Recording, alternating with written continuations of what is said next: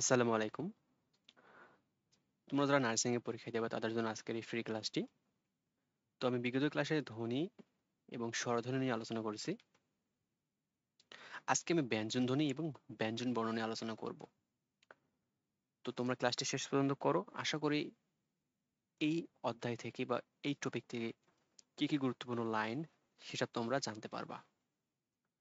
তো সবার আগে আমরা লক্ষ্য করি ব্যঞ্জন ধ্বনিকে চারটি প্রধান ভিত্তিতে ভাগ করা হয়, অর্থাৎ আমরা যে ব্যঞ্জন ধ্বনি উচ্চারণ করি সেটি চারটি ধাপে উচ্চারিত করি, সেগুলো একটু লক্ষ্য রাখি। এখানে বলা হয়েছে ১ নম্বরে উচ্চারণ স্থান অনুযায়ী বিভাজন, অর্থাৎ উচ্চারণের স্থান অনুযায়ী ভাগ করা হয়েছে। নাম্বার ২ এ বলা হয়েছে উচ্চারণের প্রকৃতি অনুযায়ী বিভাজন।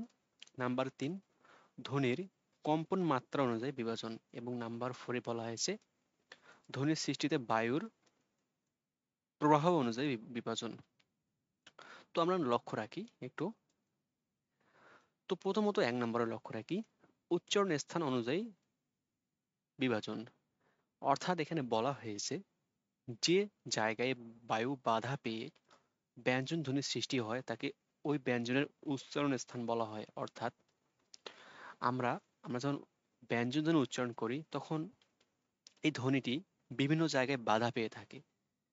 তো সেই বাধা পাওয়ার স্থান অনুযায়ী এই ধ্বনিকে ভাগ করা হয়েছে। তো লক্ষ্য রাখি ১ নম্বরে বলা হয়েছে ওষ্ঠ ব্যঞ্জন, অর্থাৎ আমরা দুই ঠোঁট দিয়ে যে ধ্বনি উচ্চারণ করি সেটা হচ্ছে ওষ্ঠ ব্যঞ্জন।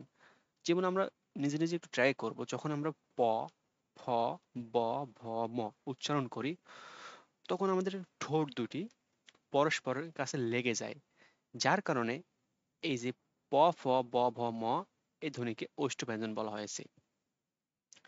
আমরা এরপর লক্ষ্য রাখবো দন্ত ব্যঞ্জন, অর্থাৎ ত, থ, দ, ধ, অর্থাৎ আমরা যখন এই ধ্বনিগুলোকে উচ্চারণ করি তখন মূলত জিভের ডগা দাঁতের সঙ্গে লেগে উচ্চারিত হয়। অর্থাৎ তোমরা যখন উচ্চারণ করবে নিজে নিজে একটু মিলিয়ে নিও, অর্থাৎ উচ্চারণের সময় জিভটা দাঁতের সঙ্গে লেগে যাচ্ছে, যেমন ত, থ, দ, দ।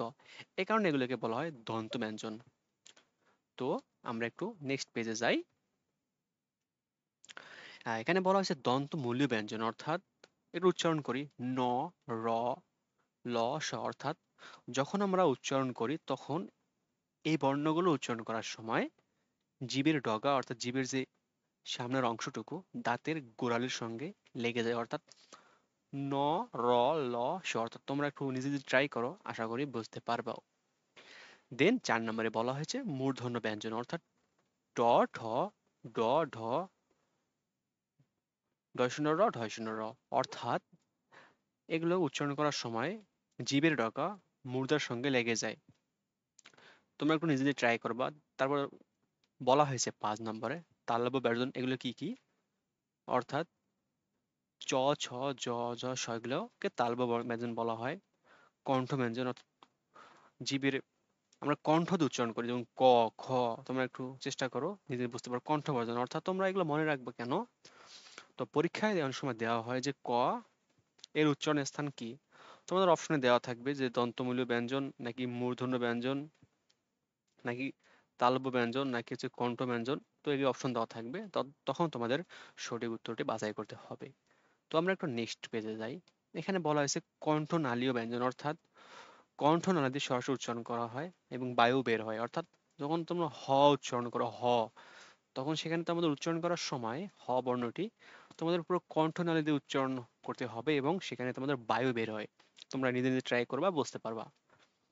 দেন আমরা এখন জানবো উচ্চারণের প্রকৃতি অনুযায়ী বিভাজন, অর্থাৎ এখানে বলা হয়েছে উচ্চারণের সময় ঠোঁট, জিভ ইত্যাদি অঙ্গের অবস্থান ভেদে ধ্বনি আলাদা হয়।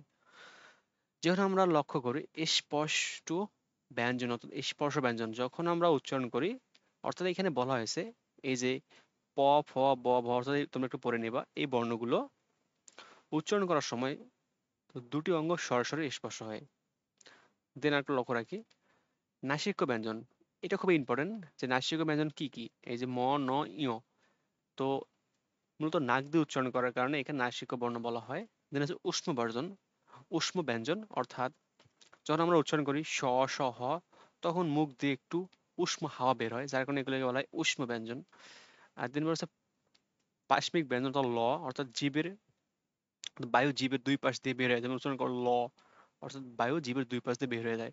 অর্থাৎ এগুলো তোমাদের প্র্যাকটিক্যাল বিষয়, তোমরা একটু নিজে উপলব্ধি করবা, তাহলে বুঝতে পারবা। যেন বলা হয়েছে কল্পিত ব্যঞ্জন অর্থাৎ র উচ্চারণ করার সময় জীবে দ্রুত বারবার দন্তমূলে আঘাত করে। অর্থাৎ দেখো, যখন তোমার র উচ্চারণ করো তখন তোমাদের র র অর্থাৎ জীবটা একটু কাঁপুনি দিচ্ছে বা বাধা পাচ্ছে, এটাই মূলত এখানে বলা হয়েছে। তিনি আমরা লক্ষ্য রাখি তাড়িত ব্যঞ্জন, অর্থাৎ জীব মূর্ধার হালকা ঠোঁটটা মেলে দেয়, অর্থাৎ তাড়িত ব্যঞ্জন কি এই দুটো। দেন আমরা লক্ষ্য রাখবো ধ্বনি কম্পন মাত্রা অনুযায়ী বিভাজন, অর্থাৎ ধ্বনির যে উচ্চারণ করার সময় কম্পন অর্থাৎ যে কাঁপুনিটা হয় তার উপর ভিত্তি করে ধ্বনিকে দুই ভাগে ভাগ করা হয়েছে, ঘোষ ধ্বনি ঘোষ ধ্বনি আর হচ্ছে অঘোষ ধ্বনি। তো ঘোষ ধ্বনি কি কি তোমরা একটু পড়ে নেবা, আর অঘোষ ধ্বনি কি কি এই যেগুলো। তো আমি অত ডিটেলস তোমাদের না বলি, তোমাদের জাস্ট এগুলো হালকাভাবে জানলে হবে, এখান থেকে প্রশ্ন তেমন আসে না, তবু আসতে পারে, যার কারণে তোমাদের ক্লাসটি করানো।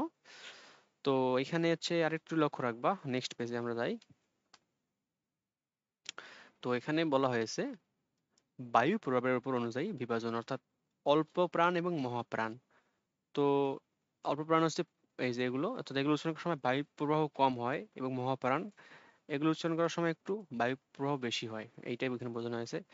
এখন আমরা হচ্ছে কিছু বিশেষ ব্যঞ্জন ধ্বনি দেখবো। এখানে বলা হয়েছে পরাশ্রয়ী ধ্বনি, এদের খুব ইম্পর্টেন্ট, অনুস্বার বিসর্গ, এটা হচ্ছে পরাশ্রয়ী বর্ণ। তো এটাও পরাশ্রয়ী বলার কারণ হচ্ছে এই বর্ণটা উচ্চারণ করার সময় সে স্বাধীনভাবে উচ্চারিত হয় না, অর্থাৎ এরা অন্যর আশ্রয়ে উচ্চারিত হয়, যার কারণে এদেরকে বলা হয় পরাশ্রয়ী বর্ণ। তো এখানে আমরা একটু আর কিছু তথ্য লক্ষ্য রাখি, যেখানে বলা হয় নাসিক্য ধ্বনি তিনটি কি কি। এই এই যে এই পয়েন্টগুলো তোমাদের খুবই গুরুত্বপূর্ণ, তো তোমরা একটু ভালো করে পড়বা। দেখো, নাসিক্য নাসিক্য ধ্বনি কি কি তিনটি, ম ন ঞ, আর উষ্ম ধ্বনি এই তিনটি, স স হ। আর অন্তস্থ ধ্বনি হচ্ছে চারটি, জ র ল ব, অর্থাৎ এই তথ্যটা খুবই ইম্পর্টেন্ট, পরীক্ষা আসলে এই কয়েকটা আসবে, বুঝছো? তো আমরা একটু পরের পেজে যাই। এখানে বলা হয়েছে তাড়িত ধ্বনি দুইটি, এই দুটো তাড়িত ধ্বনি, আর কম্পিত ধ্বনি একটি, সেটা হচ্ছে র, এটা খুব ইম্পর্টেন্ট। আর পার্শ্বিক ধ্বনি কি একটি ল, অর্থাৎ এই পয়েন্টগুলো খুবই ইম্পর্টেন্ট। তারপরে ঘর্ষণ যা ধ্বনি হচ্ছে তিনটি, এই তিনটি, আর ঘৃষ্ট ধ্বনি এই চারটি, অর্থাৎ চ ছ জ ঝ, আর পরশ্রয় ধ্বনি এই দুইটি। তোমরা একটু নোট করবা, এবং এই যে এই পয়েন্টগুলো আর এই পেজের হচ্ছে তোমাদের এই কয়েকগুলো খুবই গুরুত্বপূর্ণ, তোমরা এগুলো ভালো করে পড়বা। দিন আমরা একটু নেক্সট পেজে যাই, সে তারপর কি তথ্য আছে।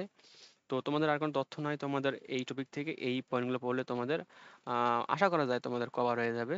তো নেক্সট ক্লাসে তোমাদের আমন্ত্রণ রইলো, আর হচ্ছে চ্যানেলটি একটু সাবস্ক্রাইব করবা আর একটু লাইক দিয়ে পাশে থাকবা। আর তোমরা আমার ফেসবুক পেজে ফলো করতে পারো, ফেসবুক পেজের লিঙ্ক হচ্ছে তোমাদের ডেসক্রিপশন বক্সে দেওয়া থাকবে। আর আমার ফেসবুক পেজের নাম হচ্ছে এনাডাবি নার্সিং কেয়ার, আমার যে চ্যানেলের নামে। আর আমি আমার চ্যানেলে মূলত নার্সিং রিলেটেড অ্যাডমিশন এবং নার্সিং কেন্দ্রিক ভিডিও আপলোড করি এবং করে থাকবো ইনশাল্লাহ। আসসালামু আলাইকুম সবাইকে।